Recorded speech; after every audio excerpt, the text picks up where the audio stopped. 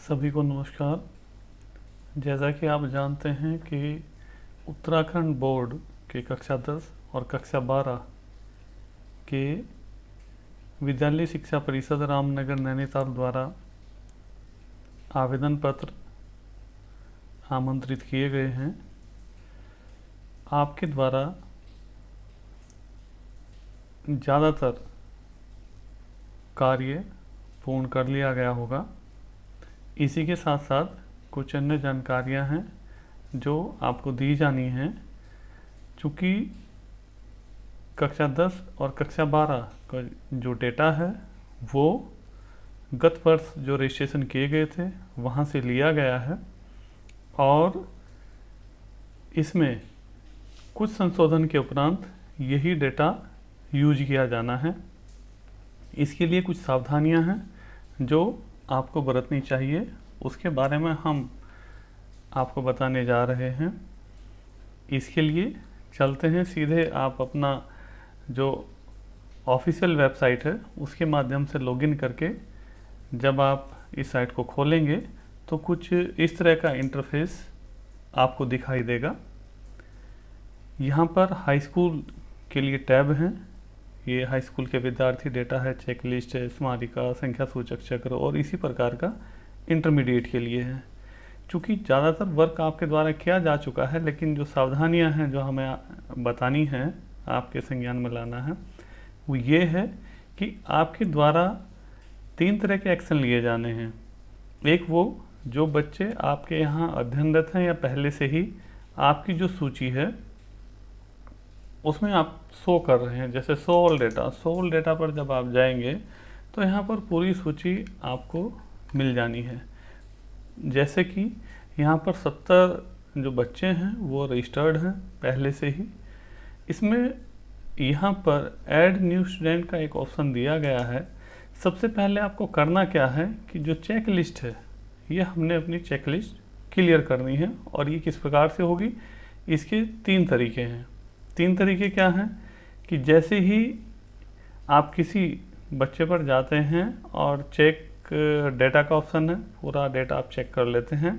उसके बाद जब करंट स्टेटस पर आप जाते हैं तो करंट स्टेटस में आपको ओके और इसके अलावा फेल, एक्सपायर और ट्रांसफ़र, ये ऑप्शन आपको देखने को मिलेंगे।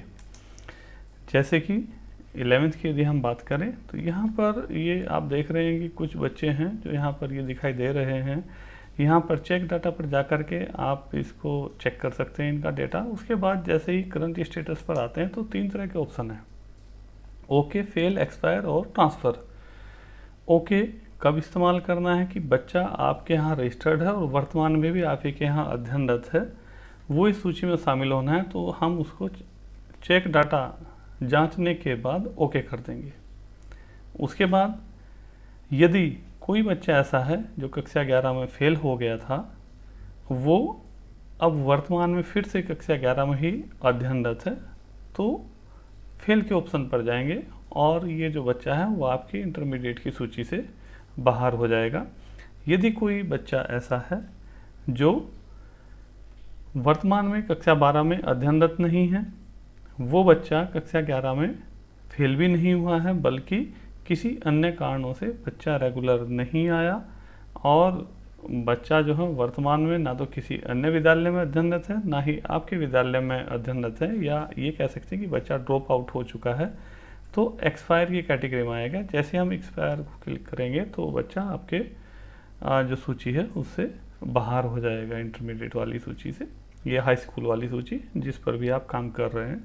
इसके अलावा हो सकता है कि आपकी सूची में कोई ऐसा बच्चा हो जो कक्षा 12 तो पास कर गया है, लेकिन वर्तमान में वो आपके विद्यालय में अध्ययनरत नहीं है, बल्कि वो अपनी टीसी लेकर के कहीं अन्य किसी दूसरे विद्यालय में चला गया है।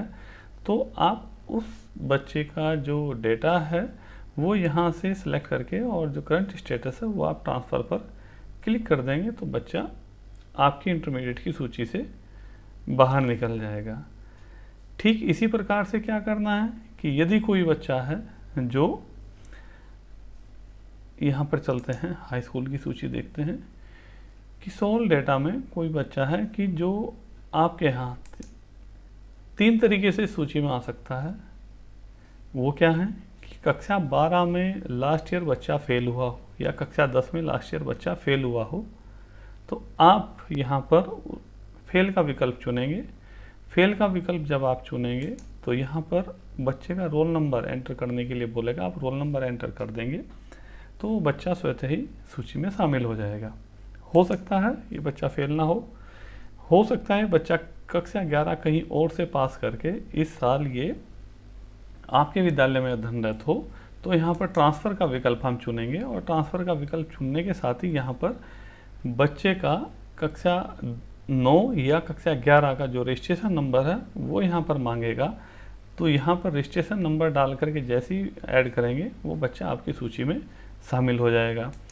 साथ ही साथ हो सकता है कि कोई ऐसा बच्चा हो जो ना तो फेल हुआ हो, ना ट्रांसफ़र की कैटेगरी में आता हो, बल्कि कक्षा 11 का कोई पुराना बच्चा है जो 2-3 साल पहले किसी कक्षा 11 पास कर ली हो, या फिर किसी अदर बोर्ड का जो पहले से रजिस्टर्ड नहीं है, ऐसा बच्चा है। ऐसा बच्चा उत्तराखंड बोर्ड का कोई पुराना बच्चा हो सकता है जो 2-3 साल पहले जिसने कक्षा 9 या कक्षा 11 पास किया हो, या फिर किसी अदर बोर्ड का बच्चा आपके पास आया हो जिसका रजिस्ट्रेशन पहले से नहीं है। तो हम यहाँ इस पर क्लिक करेंगे और ओल्ड यू के अदर बोर्ड पर जा कर के हम उस बच्चे का नए सिरे से रजिस्ट्रेशन कर देंगे। साथ ही साथ ये भी सुनिश्चित करेंगे कि जिस बच्चे का रजिस्ट्रेशन हम कर रहे हैं उसकी रजिस्ट्रेशन से संबंधित जो शुल्क है वो 10 रुपये पर बच्चा के हिसाब से वो उसका ट्रेजरी चालान भी आपके द्वारा लगाया जाना है।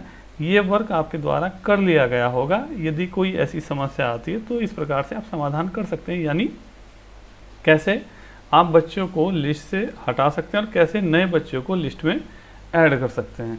अब एक जो समस्या यहाँ पर आ सकती है वो ये आ सकती है कि लोग डेटा आपने नहीं करना है। मेन बात यही है कि हम जो यहाँ कहने जा रहे हैं कि कई हो सकता है कि हमारे गाइज वो ये सोचें कि भाई हम सीधे डेटा लॉक कर देते हैं कि यहाँ पर सोल डेटा किया और सोल डेटा करने के बाद हमारे 70 बच्चे रजिस्टर्ड हैं, 70 के 70 की सूची हमने देख ली है, चेक डेटा हमने कर लिया है, तो लोग डेटा पर चले जाएं। लोग डेटा पर सीधे नहीं जाना है।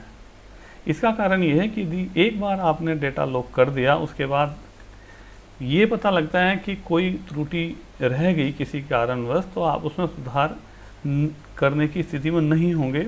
तो आपने करना क्या है, लोग डेटा से पहले आपने जाना है चेक लिस्ट नॉमिनल रोल वाले ऑप्शन पर, और चेक लिस्ट नॉमिनल रोल वाला जो ऑप्शन है इसको आपके द्वारा सेलेक्ट किया जाना है। जैसे आप सेलेक्ट कर देंगे तो यहाँ पर बच्चों का नॉमिनल रोल जो है वो प्रिंट हो जाएगा, जो डेटा आपने संशोधन किया है। आप इसका प्रिंट आउट निकाल लीजिए। प्रिंट आउट निकाल करके आप सेटिस्फाई हो लीजिए कि कहीं किसी प्रकार की कोई त्रुटि तो नहीं रह गई है। यदि आपको लगता है आप सेटिस्फाई हैं कि पूरी तरीके से कि सूची जांच ली गई है, सब्जेक्ट नाम की स्पेलिंग और पिताजी का नाम, डेट ऑफ बर्थ वगैरह और जितनी भी चीज़ें यहाँ पर दी गई हैं, फ़ोटो सिग्नेचर वगैरह सब पूरी तरीके से यहाँ पर दिखाई दे रहे हैं। जब आप 100% सेटिस्फाई हो जाएं, उसके बाद आपने यहाँ पर जाना है विद्यार्थी डेटा में वापस और लोग डेटा कर देना है। लोग डेटा करने के बाद आप चाहें तो संशोधित चेकलिस्ट नॉमिनल रोल प्रिंट कर सकते हैं। उसके बाद स्मारिका और संख्या सूचक चक्र निकाल करके और बोर्ड के द्वारा जो भी निर्देश दिए गए हैं उनका आप पालन कर सकते हैं। जो जानकारी आपको दी गई है संभवतः ये जानकारी आपको